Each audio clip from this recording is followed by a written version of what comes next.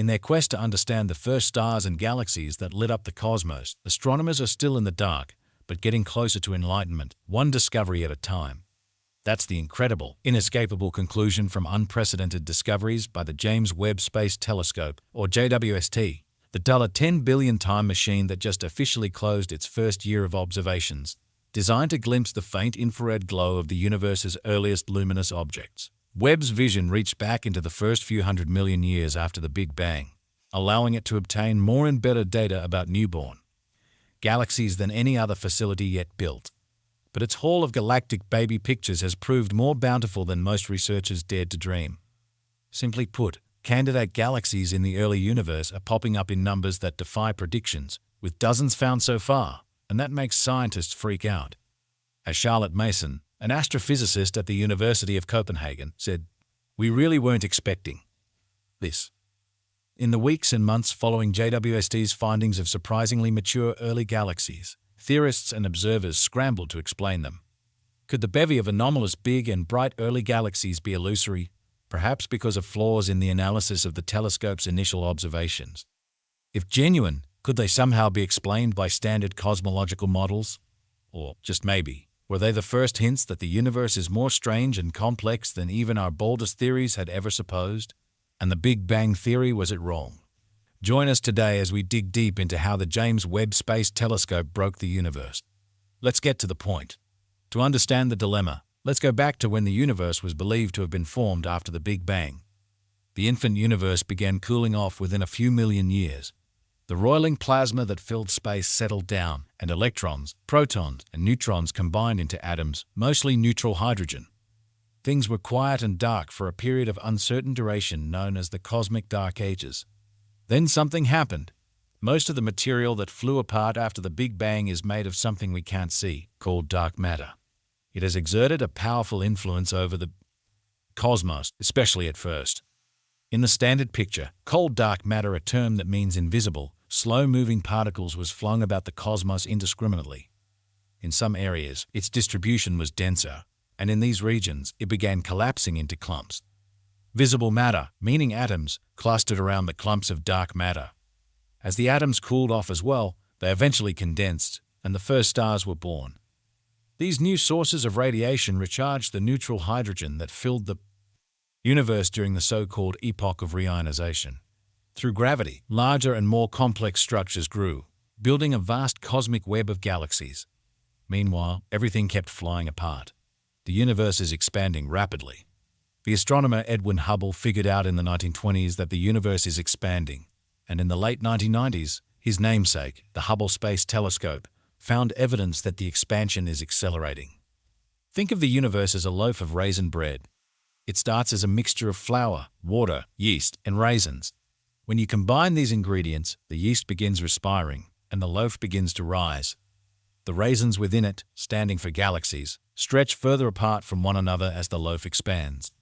The Hubble telescope saw that the loaf is rising even faster. The raisins are flying apart at a rate that defies their gravitational attraction.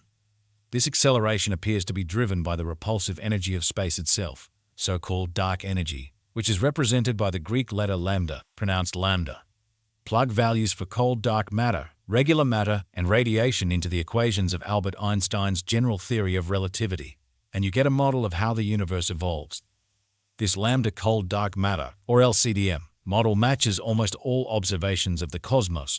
One way to test this picture is by looking at very distant galaxies, equivalent to looking back in time to the first few 100 million years after the tremendous clap that started it all. The cosmos was simpler then, its evolution easier to compare against predictions. Astronomers first tried to see the earliest structures of the universe using the Hubble telescope. In 1995, over 10 days, Hubble captured 342 exposures of an empty-looking patch of space in the Big Dipper. Astronomers were astonished by the abundance hiding in the inky dark. Hubble could see thousands of galaxies at different distances and stages of development, stretching back to much earlier times than anyone predicted. Hubble would go on to find some exceedingly distant galaxies. In 2016, astronomers found its most distant one, called GNZ 11, a faint smudge that they dated to about 400 million years after the Big Bang. This was surprisingly early for a galaxy, but it did not cast doubt on the LCDM model, in part because the galaxy is tiny, with just 1% of the Milky Way's mass, and in part because it stood alone. Astronomers needed a more powerful telescope to see whether GNZ 11 was an oddball or part of a larger population of puzzling early galaxies, which could help determine whether we are missing a crucial piece of the LCDM recipe. That's why the James Webb Space Telescope, or JWST, was born. Renowned as the largest, most powerful observatory ever launched from Earth, the JWST was built to revolutionize our understanding of the universe. Stationed 15 million km away from earthly interference and chilled close to absolute zero by its tennis court-sized sunshade, the telescope carries a giant, segmented mirror and exquisitely sensitive instruments that were designed to uncover details of cosmic dawn never before observed. And that promise was kept, as the first discoveries were obtained within just weeks after JWST's full operations. They were beyond astronomers' wildest dreams. It has seen galaxies breathtakingly close to the dawn of time, probed the atmospheres of exoplanets in unprecedented detail, and provided stunning new views of worlds in our solar system. But it's just getting started. As Webb's vision reaches back into the first few 100 million years after the Big Bang, allowing it to obtain more and better data about newborn galaxies than any other facility yet built. At stake is nothing less than our very understanding of how the orderly universe we know emerged from primordial chaos. Webb's early revelations could rewrite the opening chapters of cosmic history, which concern not only epochs and faraway galaxies, but also our own existence here in the familiar Milky Way. As JWST scientist Mark Makorian, a senior advisor for space and exploration at the European Space Agency, said, "You build these machines not to confirm the paradigm but to break it. You just don't know how they will break." Researchers use a version of the Doppler effect to gauge the distances of objects. This is similar to figuring out the location of an ambulance based on a siren. The siren sounds higher in pitch as it approaches and then lower as it recedes. The farther away a galaxy is, the faster it moves away from us, and so its light stretches to longer wavelengths and appears redder. The magnitude of this redshift is expressed as z, where a given value of z tells you how long an object's light must have traveled to reach us. One of the first papers on JWST data came from Rohan Naidu, the mid-astronomer, and his colleagues, whose search algorithm flagged a galaxy that seemed inexplicably bright and unaccountably distant. Naidu dubbed it Glass Z13, indicating its apparent distance at a redshift of 13, further away than anything seen before. The galaxy's redshift was later revised down to 12.4, and it was renamed Glass Z12.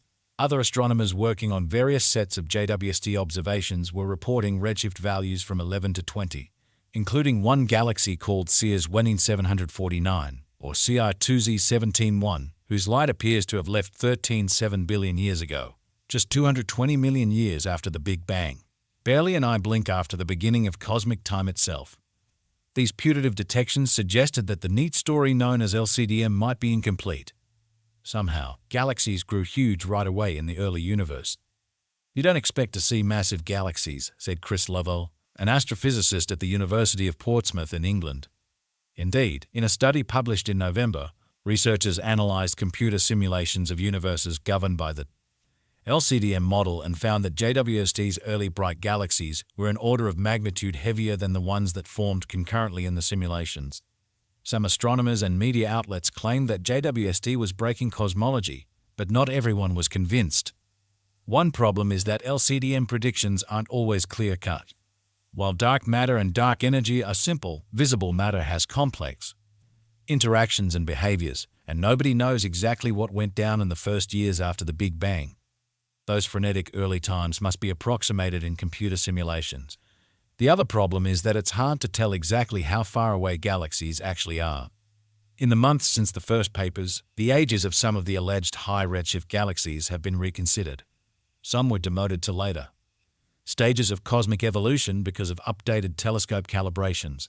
Sears 18749, for example, is found in a region of the sky containing a cluster of galaxies whose light was emitted 12.4 billion years ago, and Naidu says it's possible the galaxy is actually part of this cluster, a nearer interloper that might be filled with dust that makes it appear more redshifted than it actually is. According to Naidu, Sears 18749 is weird no matter how far away it is. It would be a new type of galaxy that we did not know existed. A few of the apparent galaxies have had their distances confirmed through spectroscopy, which provides a unique fingerprint for an object's chemical makeup. Spectroscopy observations have already verified that one galaxy, named Jade's GSZ 13-0, has a redshift of 13.2, making it the most distant galaxy that has been confirmed so far, and a few other high redshift candidates have been spectroscopically confirmed to be further away than anything seen by Hubble.